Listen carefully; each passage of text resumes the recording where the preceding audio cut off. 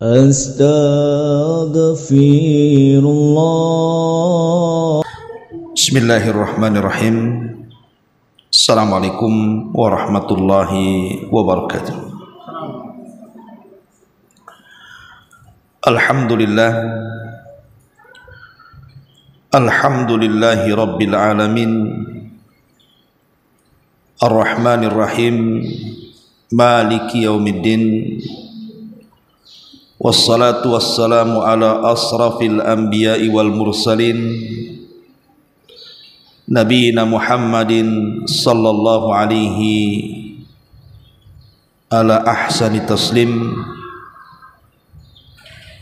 Rabbi israh li sadri wa yassir li amri wahlul 'uqdatam min lisani yafqahu qawli, amma ba'du. Ma'asyiral muslimat yang dimuliakan Allah Subhanahu wa taala. Alhamdulillah, di pagi menjelang siang ini kita bisa duduk untuk bertalabul ilmi di Masjid Nidaul Ilmi, dan pembahasan di pagi menjelang siang ini kita akan membahas seputar kematian. Ma'asyiral muslimat yang dimuliakan Allah Subhanahu wa taala. Allah Subhanahu wa taala berfirman, kullu nafsin dha'iqatul maut. Setiap jiwa itu pasti mengalami kematian. Walaupun seseorang itu berusaha menjauh dari kematian, bahkan sekiranya membentengi dirinya dari kematian dengan benteng-benteng yang sangat kokoh sekalipun, tetap saja yang namanya kematian itu akan datang menjemputnya. Ainama takunu yudrikumul mautu walau kuntum fi burujim musayyadah. Dimanapun kalian berada, kata Allah Subhanahu wa ta'ala, sekalipun kalian berada di balik benteng yang kokoh pun, pasti kematian akan menjemput kalian. Karena yang namanya kematian itu sebuah kepastian. Tidak ada manusia satupun di permukaan bumi ini yang tidak atau kebal dengan kematian. Hatta para nabi sekalipun, semua pasti akan disentuh dengan kematian. Siapapun, baik dia orang kaya ataupun orang miskin, baik dia pejabat ataupun rakyat, baik dia orang mulia ataupun orang hina, dan begitu seterusnya. Kematian itu tidak pernah melihat orang. Kalau sudah datang saja waktunya, la yastakhiruna sa'atan wa la yastaqdimun. Tidak mungkin diakhirkan, tidak mungkin dikedepankan. Pas waktunya. Ma'asyiral muslimat yang dimuliakan Allah Subhanahu wa taala. Maka seorang muslim dengan kematian harus menjadi pelajaran. Kata Abu Darda radhiyallahu an, kafa bil mauti wa'ida. Cukuplah dengan kematian itu dijadikan pelajaran bagi kita. Jadi kalau seandainya ada pengumuman, sekarang kan mudah pengumuman itu karena sudah ada medsos. Mungkin ada saudara kita di kampung, orang tua kita di kampung, ataupun orang-orang di sekitar kita, dari tetangga-tetangga kita, tiba-tiba muncul pengumuman di grup-grup WA, inna lillahi wa inna ilaihi raji'un, telah berpulang ke rahmatullah, umpamanya fulan ibn fulan atau fulanah ibn fulanah. Harusnya ketika mendengar kematian itu Kata Abi Darda radhiyallahu an, kafa bil mauti wa'ida. Jadikanlah dalam setiap kematian itu sebuah pelajaran bahwa kita juga akan menyusul dia. Makanya kenapa Nabi SAW mengajarkan doa apabila kita masuk ke kuburan, yang terkandung dalam setiap salam kita ketika masuk dalam kuburan, Assalamualaikum ya ahlal kubur wa inna bikumul lahikun nas'alullahu lana wa lakumul afiyah. Keselamatan bagi kalian wahai penduduk kubur, sesungguhnya kami juga akan menyusul kalian, dan kami meminta serta untuk kalian agar Allah subhanahu wa ta'ala mengampuni dosa-dosa kita dan kalian. Lihat, Nabi SAW mengajarkan wa inna bikumul lahikun, bahwa kita juga akan menyusul kalian. Artinya kita ini sedang berada di antrian kematian. Boleh jadi bulan kemarin si fulan, minggu kemarin si alan, boleh jadi hari ini kita tidak tahu. Karena kematian itu akan terus membayang-bayangi setiap manusia. Manusia tidak mungkin lari dari kematian, karena kematian sebuah kepastian. Ma'asyiral muslimat yang dimuliakan Allah Azza wa Jalla, dari sini jangan sampai kita lalai, apalagi sampai melupakan bahwa kita akan mati. Oleh karena itulah maka diperlukan seseorang itu al-isti'dad lil maut, berusaha untuk mempersiapkan diri demi kematian kita. Makanya Nabi SAW ketika menjelaskan tentang orang yang cerdas, siapa yang orang yang cerdas itu? Apakah orang yang cerdas itu orang-orang yang memiliki nilai cum laude di sekolah-sekolah mereka? Apakah orang yang cerdas itu mereka para penemu, para profesor dan begitu seterusnya? Ya, itu orang cerdas di dunia. Tapi ada hakikat kecerdasan, kata Nabi SAW, al-kayyisu man dana nafsahu wa amila lima ba'dal mauti. Orang yang cerdas itu orang yang senantiasa mengintrospeksi dirinya, di mana hari yang sekarang kita lalui harus lebih baik daripada hari kemarin, di mana hari esok harus lebih baik daripada hari ini. Itulah orang yang senantiasa introspeksi. Kata Nabi SAW, al-kayyisu man dana nafsah. Yang kedua, wa amila lima ba'dal maut. Dan orang-orang yang senantiasa mempersiapkan dengan amal-amal terbaiknya untuk setelah kematiannya. Itulah orang yang cerdas. Makanya Al-Hafidh Ibn Rajab rahimahullahu ta'ala, beliau mengatakan al-wajibu 'alal 'abdi al-isti'dadu lil mauti qabla nuzulihi bil a'malis salihati wal mubadarati ila dhalik.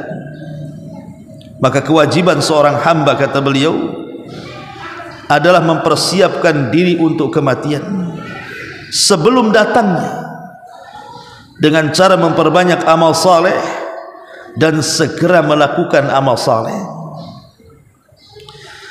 Ma'asyiral muslimat yang dimuliakan Allah Subhanahu wa ta'ala,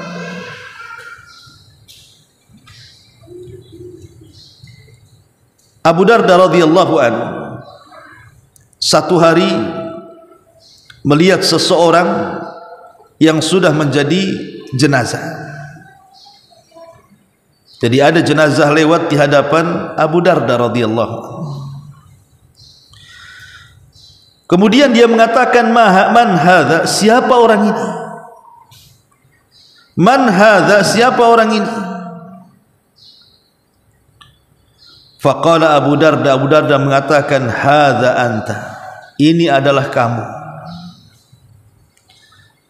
Jadi Abu Darda mengatakan, ini adalah kamu, kepada orang yang bertanya, jenazah siapa ini? Ya, sekali lagi Abu Darda melihat jenazah. Tiba-tiba datang seseorang ke Abu Darda menanyakan, "Ya Abu Darda, ini jenazah siapa?"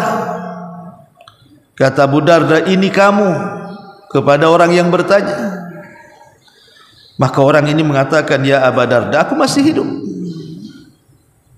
Yang mati bukan aku. Aku ingin bertanya kepadamu, siapa orang itu yang mati itu?" Maka Abu Darda radhiyallahu anhu mengatakan, "Kenapa saya katakan ini kamu? Karena Allah mengatakan, innaka mayyitun wa innahu mayyitun. Engkau akan mati sebagaimana dia sudah mati." Ya, memang orang itu yang mati, tapi engkau juga akan menyusul dia.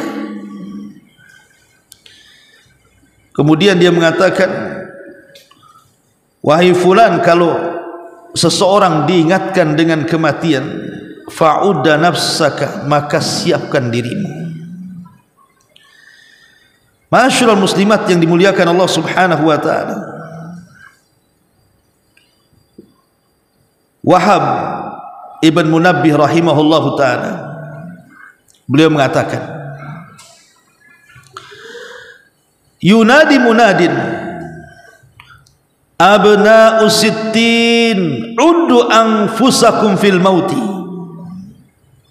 Kata Wahab Ibn Munabbih, dia mengatakan, kalau seandainya ada orang yang memanggil diri kalian, "Wahai orang-orang yang usianya sudah 60 tahun, persiapkan diri-diri kalian dari kematian." Wahai orang-orang yang berusia 60 tahun, persiapkan diri-diri kalian untuk kematian. Kenapa Wahab Ibn Munabbih mengatakan seperti itu? Karena Nabi SAW membatasi usia umat Islam itu 60 sampai 70 tahun. Maka dia mengatakan seperti itu. Dan perkataan yang sama dikatakan oleh Sufyan Ats-Tsauri rahimahullahu taala, "Man balagha sinna Rasulillah sallallahu alaihi wasallam falyattakhid nafsahu kafana." Siapa yang usianya sudah sama dengan usia Nabi. Berapa usia Nabi? 63 tahun. Kata Sufyan Ats-Tsauri, "Falyattakhid nafsaha kafanan." Sebaiknya belilah kafan, siapkan kafan untuk mengkafaninya. Lihat bagaimana para ulama salaf mengingatkan dari segi usia. Tapi bukan berarti kemudian persiapan kematian itu kalau sudah usianya 60 tahun, tidak. Para ulama ini hanya melihat dari segi sabda Nabi SAW bahwa usia umat itu dibatasi 60 sampai 70 tahun. Yang namanya persiapan kematian ya sebelum itu. Dari sekarang kita harus menyiapkan kematian, baik usia kita masih 30, 40, 50. Karena yang namanya kematian itu tidak pandang usia. Cuman umumnya kalau orang sudah usia 60 tahun ke atas itu lebih dekat dengan kematiannya. Ma'asyiral muslimat yang dimuliakan Allah Subhanahu wa taala, Rabi Ibn Khaytham rahimahullahu taala, Rabi Ibn Khaytham, dia mengatakan, "Aksiru dzikra hadzal mauti fa innahum lam tazuqu qablahu mithlah." Kata Rabi Ibn Khaytham, ingatlah kalian atau perbanyaklah oleh kalian ingat akan kematian ini, karena kalian tidak akan merasakan yang seperti kematian. Kenapa kemudian beliau mengingatkan soal sakaratul maut? Karena sakaratul maut itulah yang menghancurkan seluruh kenikmatan yang pernah kita kumpulkan di dunia. Kalau semasa muda kita kumpulkan berbagai macam kenikmatan dunia, kita ingin lahan tanah, kita beli lahan tanah, kita ingin rumah, kita bangun rumah, kita ingin kendaraan, kita beli kendaraan, Kita ingin pakaian yang enak, kita belikan pakaian yang bagus, yang mewah, tas dan begitu seterusnya. Ketika kita masih hidup, semua kenikmatan itu bisa kita gunakan. Tapi kalau datang sakaratul maut, maka semua kenikmatan dunia itu hanya tinggal kenangan. Karena semua akan ditinggalkan dan tidak mungkin akan dibawa ke dalam kuburan. Karena kalau ada orang yang mati itu, yang akan mengikuti adalah tiga perkara.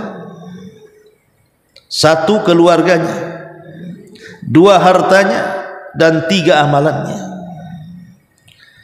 Adapun hartanya, maka dengan semata-mata kematiannya terputuslah dari dia. Adapun keluarganya, semata-mata dikuburkan di liang lahat, maka keluarganya akan meninggalkan dia. Adapun amalannya, inilah yang akan masuk ke dalam kuburannya. Idza mata ibnu Adam in qata'a amaluhu illa min salasin, sadaqatin jariyah aw ilmin yuntafa'u bihi aw waladin salihin yad'u lahu. Kalau anak Adam itu meninggal dunia, maka tidak ada yang dibawa kecuali tiga perkara: ilmu yang bermanfaat, sedekah yang mengalir, dan anak soleh yang mendoakan orang tua setelah kematiannya. Ma'asyiral muslimat yang dimuliakan Allah Azza wa Jalla, dikatakan dari ucapan Ka'ab al-Akhbar radhiyallahu anhu. Apa kata Ka'ab al-Akhbar, seorang rahib di zaman Umar yang masuk Islam? Man arafal mauta hanat alaihi masaibat dunya wa humumuha. Siapa yang mengenal kematian, siapa yang terus ingat kematian, siapa yang terus membayang-bayangi dia dengan kematian, maka akan merasa ringan musibah-musibah dunia dan juga musibah-musibah yang selama ini membuat gundah gulana. Kata beliau, di antara manfaat mengingat kematian adalah akan meringankan musibah-musibah dunia. Karena begini, bagi seorang mukmin, kematian itu istirahat bagi dia. Sebagaimana Nabi SAW mengatakan bahwa seseorang itu kalau meninggal dunia, imma mustarih atau mustarah minhu. Bisa saja dia yang beristirahat atau orang lain yang beristirahat. Jadi kalau orang meninggal tubuh, cuman dua saja masalahnya: dia yang beristirahat dari kematian atau orang lain yang beristirahat dari kematiannya. Kalau dia yang beristirahat, bersyukurlah dia, karena dia meninggalkan dunia yang penuh dengan bala bencana dan musibah yang tidak kunjung berhenti pada kehidupannya. Tapi kalau orang lain yang istirahat dari kematiannya, celaka dia, karena bukan dia yang beristirahat, orang lain yang beristirahat. Berterima kasih kepada Allah atas kematiannya, karena ketika dia hidup dia selalu berlaku jahat, ketika dia mati orang lain senang istirahat dari dia. Sekarang tinggal pilih saja, Bu, kalau kita meninggal itu kita yang beristirahat atau orang lain yang beristirahat dari kita. Lah, kematian seorang mukmin itu adalah mustarih, berarti terputusnya dari dunia itu betul-betul dia menghadapi kehidupan yang akan terus di atas kenikmatan. Dia akan beristirahat. Betullah ucapan manusia yang mengatakan, mari kita antar jenazah ini ke tempat peristirahatan yang terakhir. Kalau kalimat ini ditunjukkan kepada seorang mukmin yang selalu beramal saleh, betul. Tapi kalau kalimat ini ditunjukkan kepada orang jahat, ingat, kuburan itu bukan akhir perjalanan dia, bukan akhir tempat peristirahatan dia. Justru dia akan mempertanggungjawabkan semua yang dilakukan dia selama di dunia, apakah baik ataukah buruk. Makanya di sini Ka'b al-Akhbar mengatakan bahwa man arafal mauta hanat alaihi masaibud dunya. Siapa yang ingat kematian maka hilanglah masalah-masalah dunia. Masyarul muslimat yang dimuliakan Allah Azza wa Jalla, Umar bin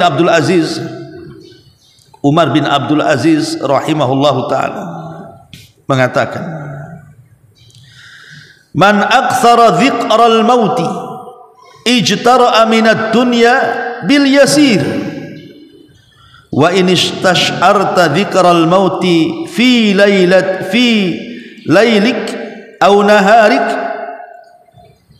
bughidha ilaika kullu fanin wa hubbiba ilaika kullu bakin. Kata Umar bin Abdul Aziz, dia mengatakan, barang siapa yang memperbanyak mengingat kematian, barang siapa yang banyak mengingat kematian, bagi dia dunia itu perkara ringan. Sebab engkau kalau merasakan dengan cara mengingat kematian di malam dan di siang harimu, maka engkau akan dibencikan kepadamu sesuatu yang mudah musnah, dan akan dicintakan kepadamu sesuatu yang akan kekal. Dan kekekalan tidak mungkin ada kecuali di akhirat. Surgalah yang kekal atau neraka yang kekal. Dunia ini tidak akan kekal. Ma indakum yanfud wa ma indallahi bakin. Apa yang ada di sisi kalian itu akan lenyap. Yang kekal itu hanya di sisi Allah Subhanahu wa taala. Kemudian juga Hasan Al-Basri rahimahullahu taala, beliau mengatakan, ma aktsaru 'abdin dzikrul mauti illa ru'iya dzalika fi amalihi wa la tala amalu 'abdin qad illa asa'al amal. Dia mengatakan, siapa yang banyak seorang hamba mengingat kematiannya, maka dia pun akan disegerakan untuk melakukan amal salehnya. Karena ketika seseorang kemudian panjang angan-angan seolah tidak akan mati, maka dipastikan buruk amalannya. Dan Sufyan Ats-Tsauri mengatakan, kafa bi kathratil mauti zahidan fid dunya wa muraggaban fil akhirah. Cukuplah dengan banyak mengingat kematian, orang itu akan jadi zuhud di dunia dan akan cinta dengan akhiratnya. Masyarul muslimat yang dimuliakan Allah Subhanahu wa taala, bahkan Yahya ibn Mu'ad mengatakan, man aktsara dzikral mauti, barang siapa yang banyak mengingat kematian, maka akan diberikan 3 sifat yang merupakan sifat-sifat dari husnul khatimah. Apa itu? Al-mubadaratu ila taubah, bersegera melakukan tobat. Wal qanaatu birizqin yasir, merasa redha dengan rizki yang sedikit. Yang ketiga, an-nasyatu fil ibadah, dan dia akan rajin melakukan ibadah. Inilah 3 perkara. Ibu kalau selalu ingat mati, pasti ibu akan disifatkan dengan sifat ini. Pertama, bersegera untuk bertobat karena takut kalau seandainya datang kematian kita belum bertobat. Yang kedua, al-qanaatu birizqin yasir, redha dengan pemberian walaupun sedikit, karena dia tahu bahwa ada rizki Allah yang jauh lebih besar daripada di dunia. Apa itu? Surga Allah. Jadi dia merasa qanaah, tidak ada masalah, toh masih ada kehidupan setelah kematian kok. Kenapa aku tangisi yang susah di dunia ini?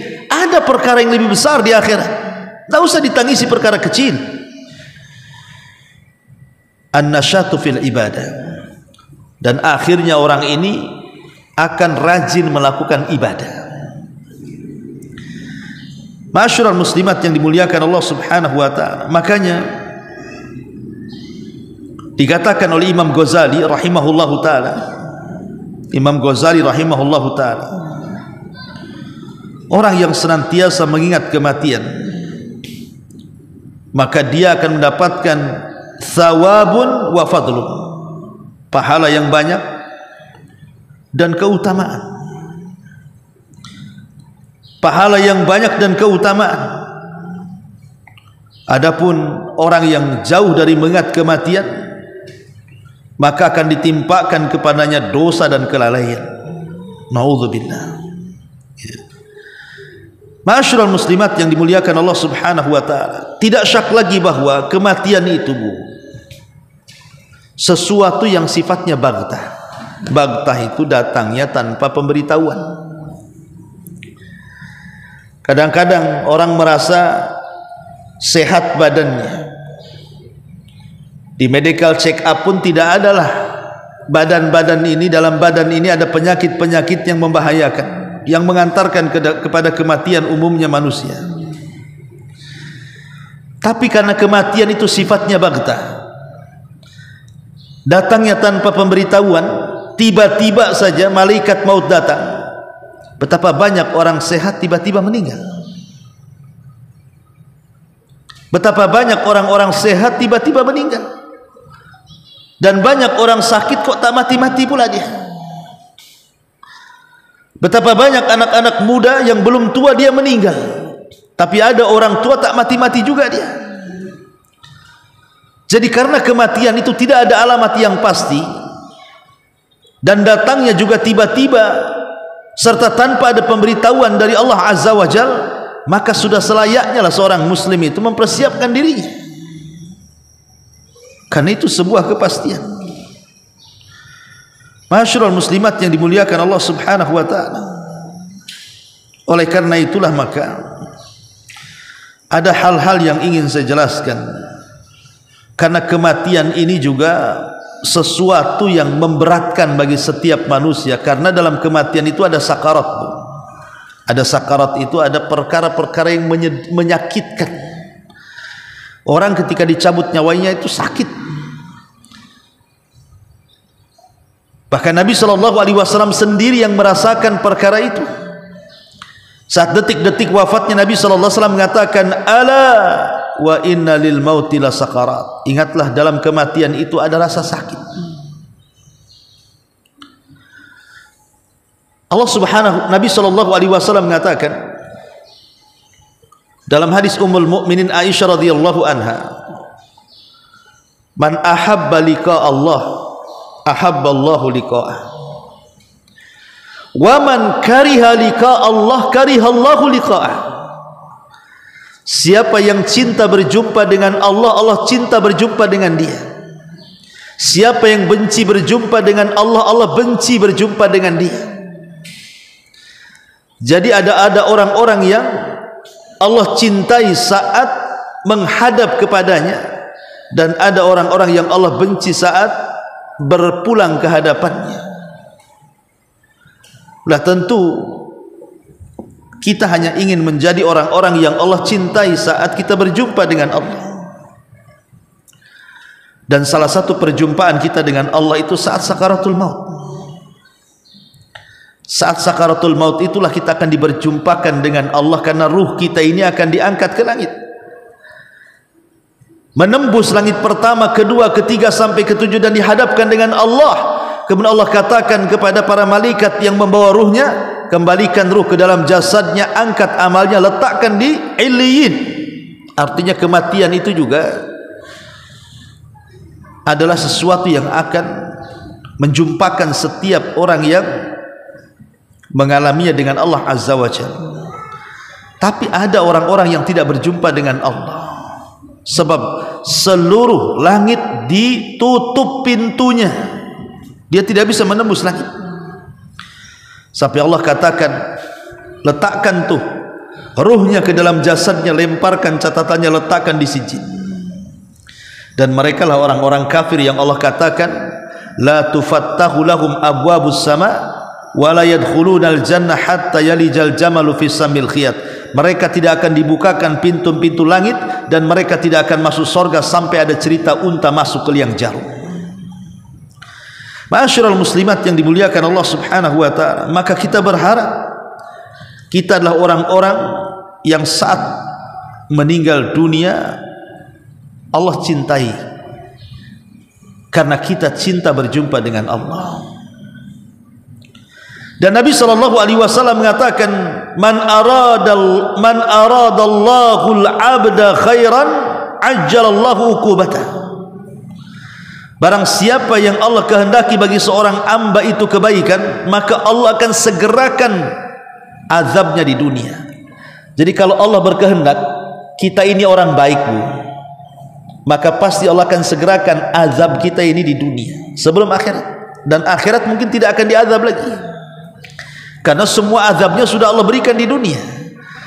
Boleh jadi azab itu berupa musibah, entah musibah kesehatan, entah musibah keluarga, entah musibah orang lain, entah musibah ekonomi, macam-macam lah musibah itu kan.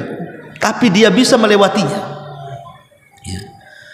Kalaupun seandainya adalah yang tersisa dosa, mungkin tidak banyak dosa itu karena belum sempat dihapus oleh Allah Subhanahu wa taala, lah boleh jadi dosa yang sedikit itu, itulah yang menjadikan sakaratul maut, sakitnya dia saat kematian. Karena kata ulama salaf, kenapa dalam kematian itu ada rasa sakit?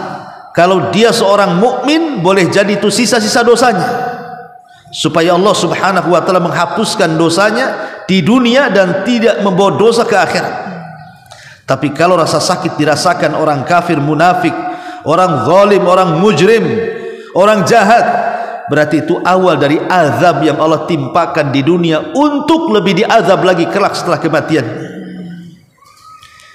Ma'asyiral muslimat yang dimuliakan Allah Azza wa Jalla, dari sini kita tahu bahwa kalau Allah menghendaki kebaikan, Allah segerakan hukumannya di dunia, maka bersabarlah.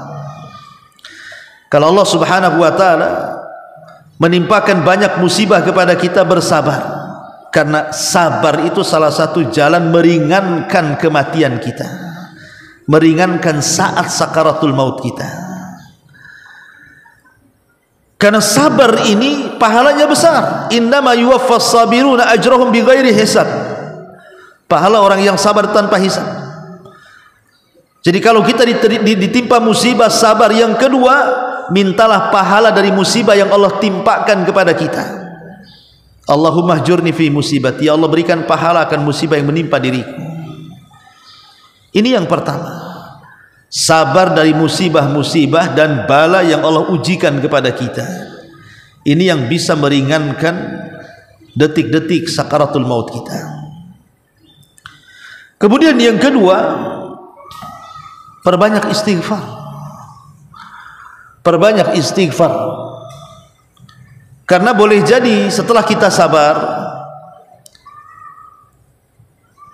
tetapi kemudian masih adalah dosa-dosa itu yang belum dihapuskan oleh Allah Subhanahu wa taala saat detik-detik sakaratul maut itu, maka dosa-dosa yang kecil ini bisa kita hapuskan dengan istighfar.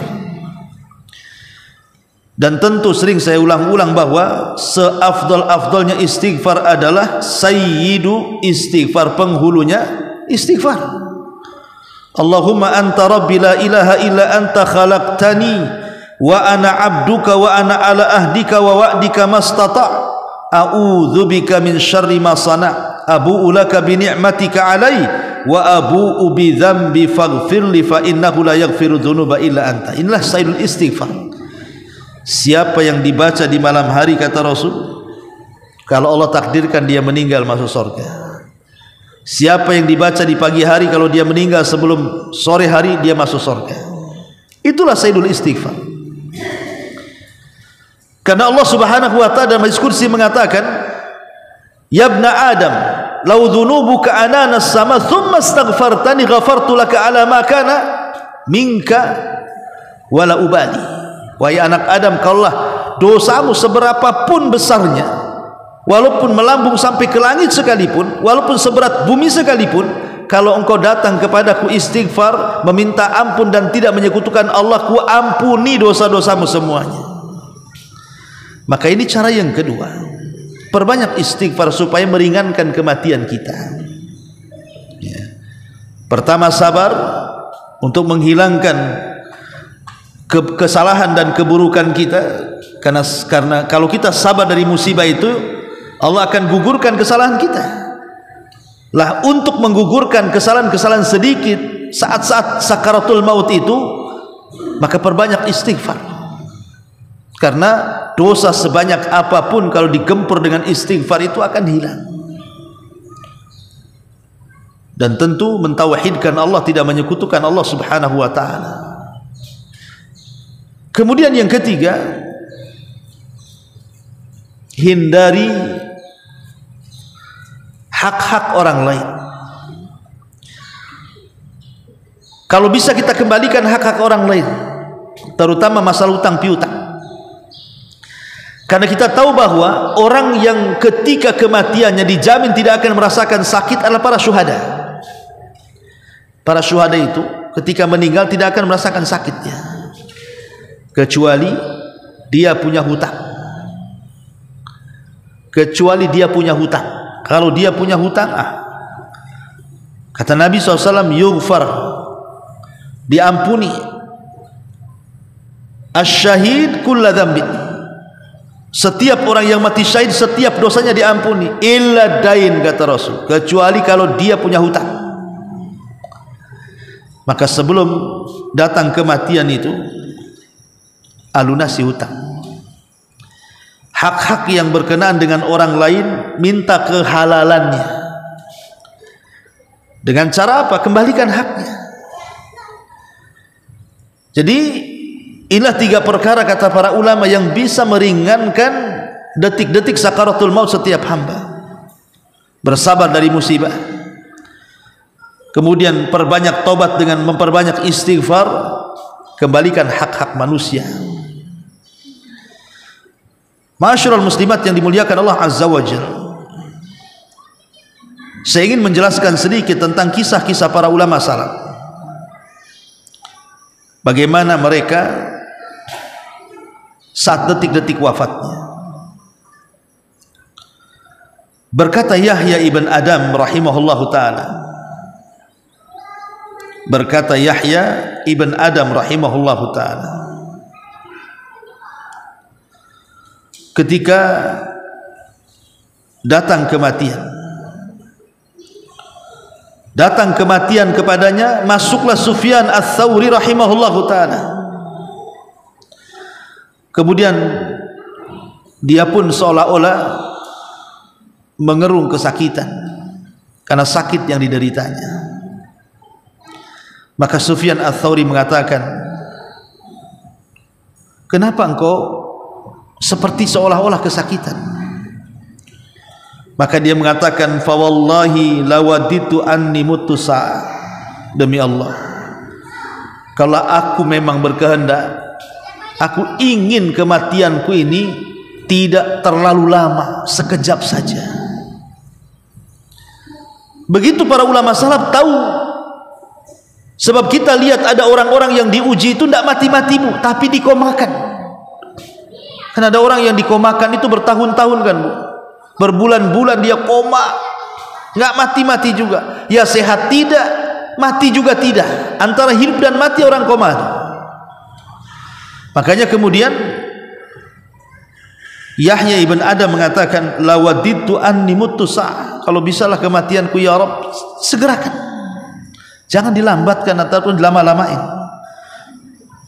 Ma'asyiral muslimat yang dimuliakan Allah Azza wa Jalla. Kemudian ketika Ibrahim An-Nakhai rahimahullahu ta'ala sedang sakit, faqalu, maka sahabat-sahabatnya mengatakan, ya Aba Imran ma yubki. Jadi Ibrahim An-Nakhai saat sakit itu dia menangis. Jadi orang-orang di sekitarnya dari kerabat dan sahabatnya mengatakan, apalah yang membuat engkau menangis wahai Aba Imran, kunyah daripada Ibrahim An-Nakhai ini. Qala, maka kata Ibrahim An-Nakhai, wa kaifa la abki wa ana antadiru rasulan min rabbi yubashshiruni imma bihadhihi wa imma bihadhihi. Bagaimana tidak nangis aku, kata Ibrahim An-Nakha'i. Bagaimana aku tidak menangis? Sementara aku ini tinggal nunggu saja utusan dari Allah Subhanahu wa ta'ala yang akan menghabarkan kepadaku dengan berita yang baik atau dengan berita yang buruk. Maksudnya malaikat maut.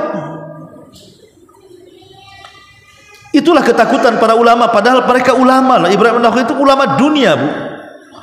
Ulama dunia, ulama yang alim, zahid, wari', dipuji para ulama.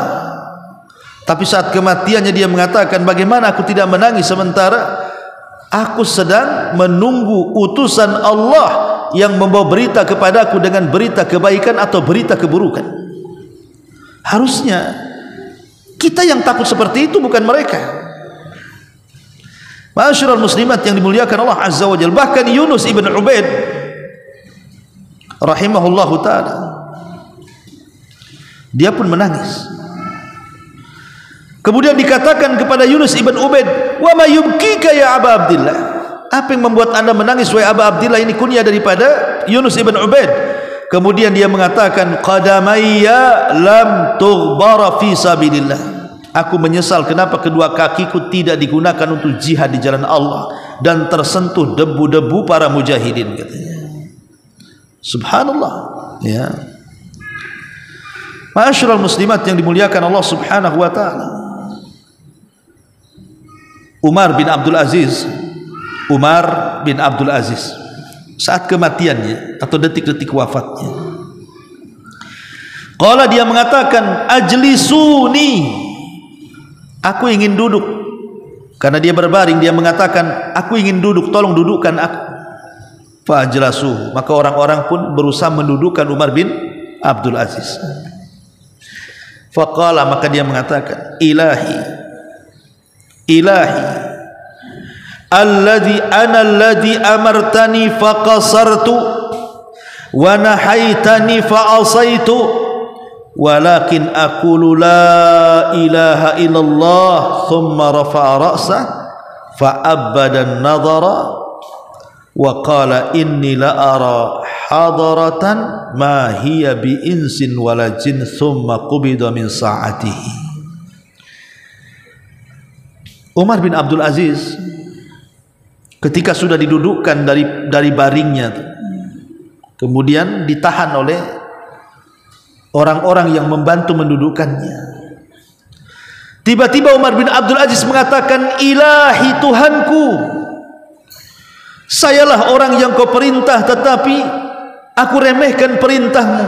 Sayalah orang yang kau larang tapi aku bermaksiat dari laranganmu.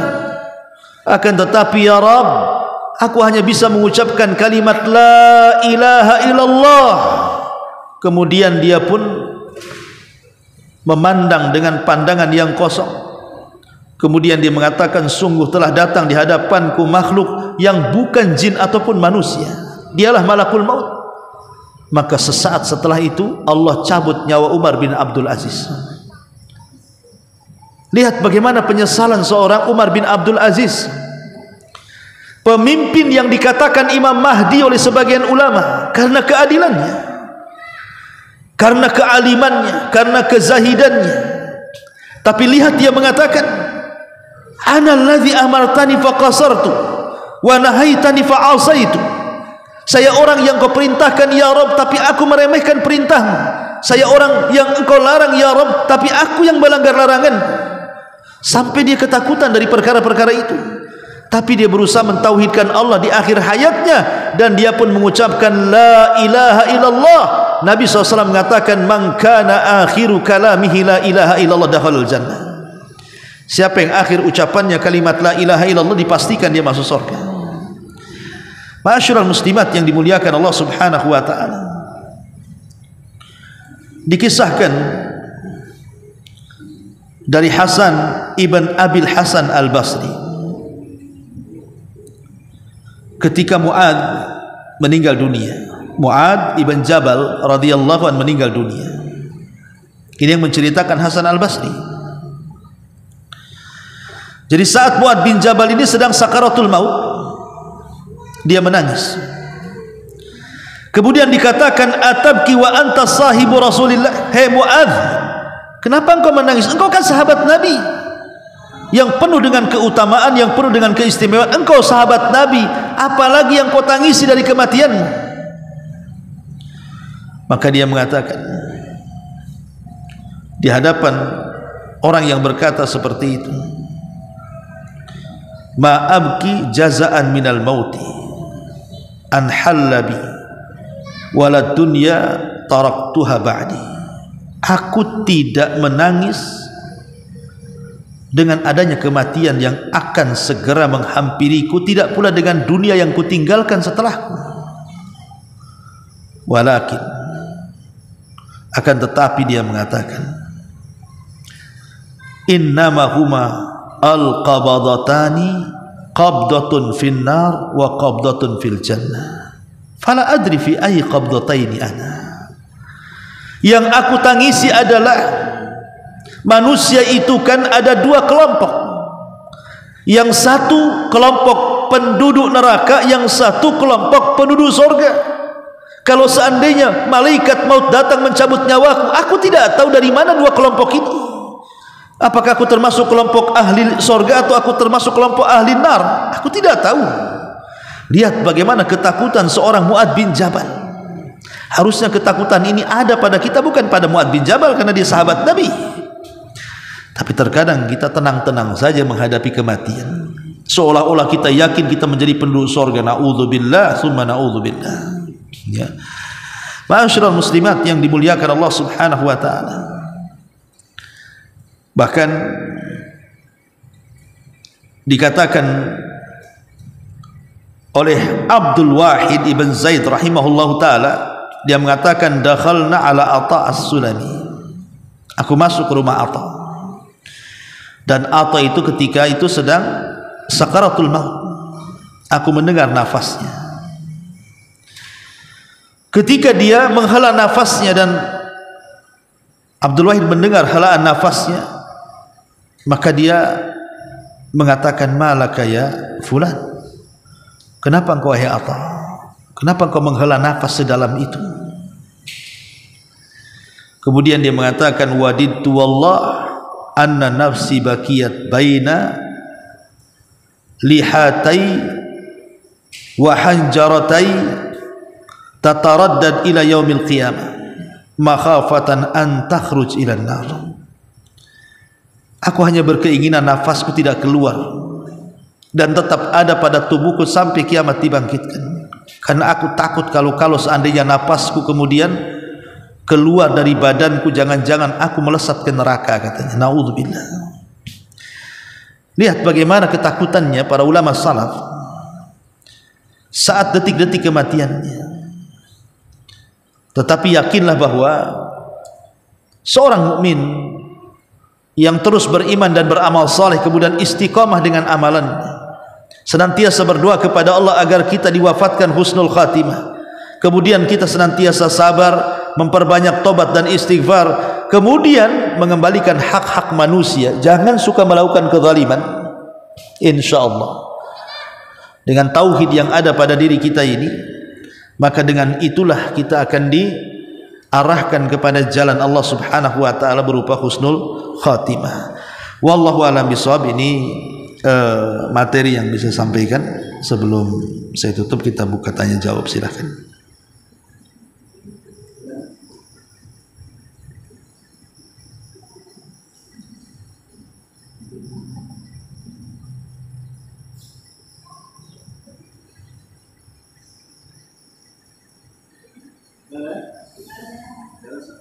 Alhamdulillah.